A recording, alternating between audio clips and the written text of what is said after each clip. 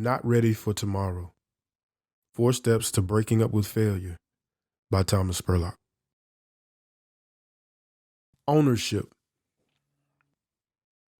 The word simple and the word easy don't mean the same thing to me. Simple, to me, is about the level of complexity of something, while easy is about the level of difficulty of something. So something can be simple to understand, but not easy to do, like catching a fly with chopsticks. If you caught that reference, then I'm sorry, but you have to face the fact that you're old.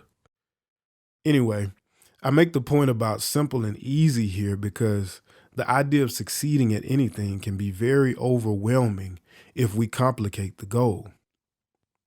There are millions of different approaches we can take to achieve any one of our goals.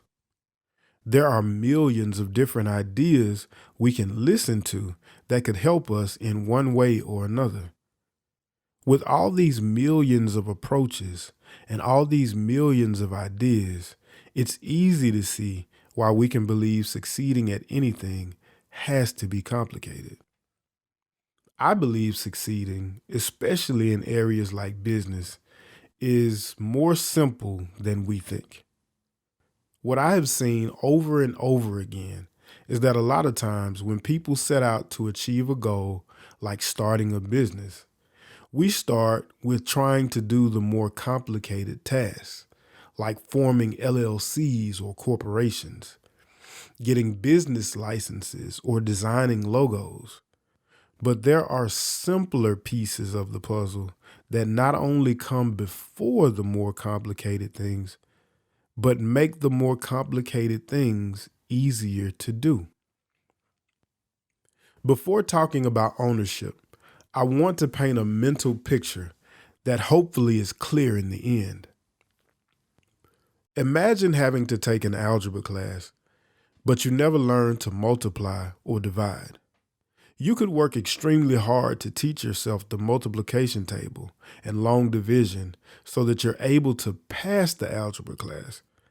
But more than likely, there are still going to be some holes in your understanding of algebra and some things you didn't have time to teach yourself. Now, I want you to imagine that on day 1 of the class, the teacher comes in and says, I know this is an algebra class, but I'm going to start with 1 plus 1 and teach you everything mathematical all the way up through trigonometry. Which one of these scenarios will give you a clear and more complete understanding of algebra? Is it the first one, where you somehow have to teach yourself things you don't know? Or is it the second one, where you start at ground level with a teacher and simple fundamental things?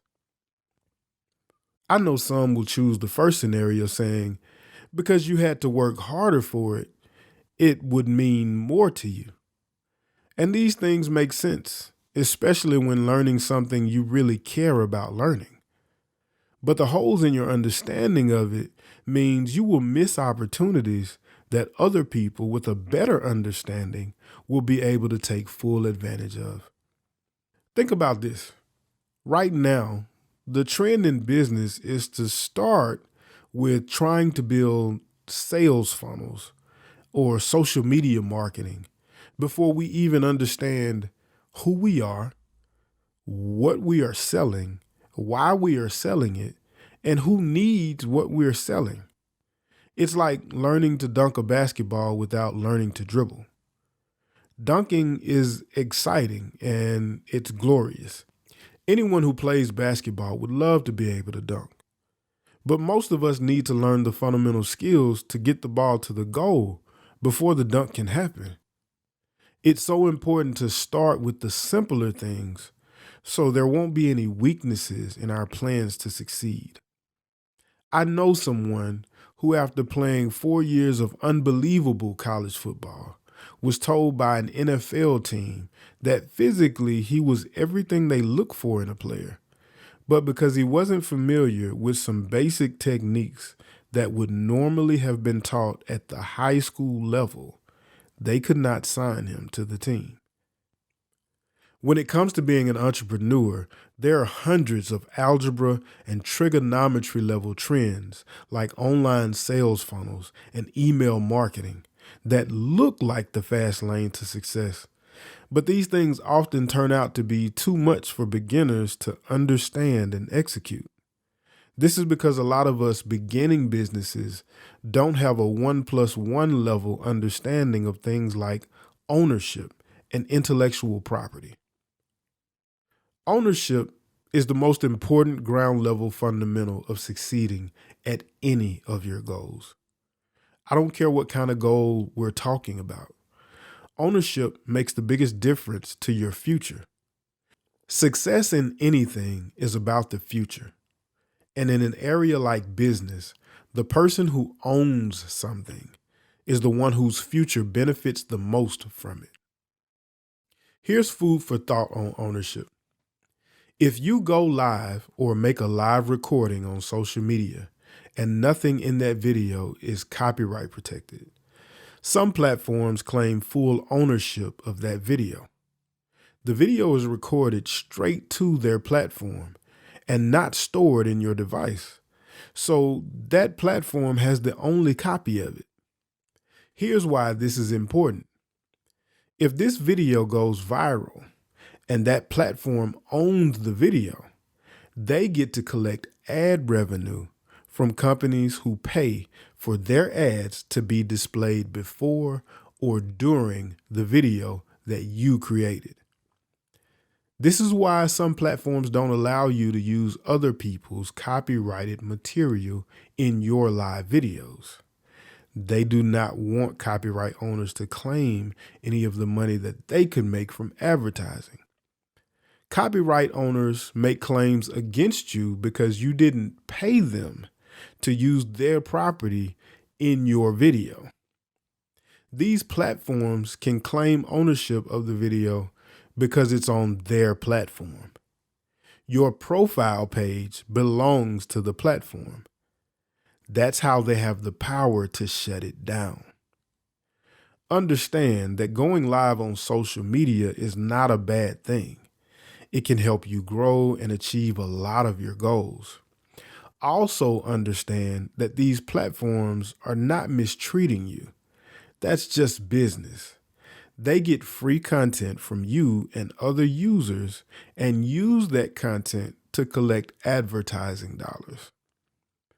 These companies own their platforms, and their goal is to benefit financially from those platforms. The good news is that it's possible for you to do the same. You can have your own copyrighted material in your posts and live videos. You can also record your content with a second device while you go live so that you can upload the same video to a platform like YouTube where you can own the content and get paid ad revenue too. There are a lot of things you can do to own the things you create, including completing copyright and publishing registrations. But the point I want to make here is, before you get caught up with trends, social media, and followings, ask questions to learn how to be the one who benefits the most from what you do. Learn ways to create long-term success for yourself. In the art, music, and entertainment world, ownership and publishing is where 99.999999999% of the money is made. Because publishing has to do with controlling who has permission to use what you create. Whether you're talking about a book that you've written, a song that you created, a painting, a video, or a toy you made, only people who have publishing in a project have a say in how the project can be used. Those people are paid for their permission to use the project. The more percentage of publishing you own on a project, the more you are paid in royalties for your permission to use that project. If you create something, but you don't have the highest % of control over how it can be used, then someone else owns your creation, and they will benefit more than you do from something you made. If you are a creator, then you should find this interview with Brandon Bailey on the Earn Your Leisure podcast for more detailed information about publishing and ownership in the creative world.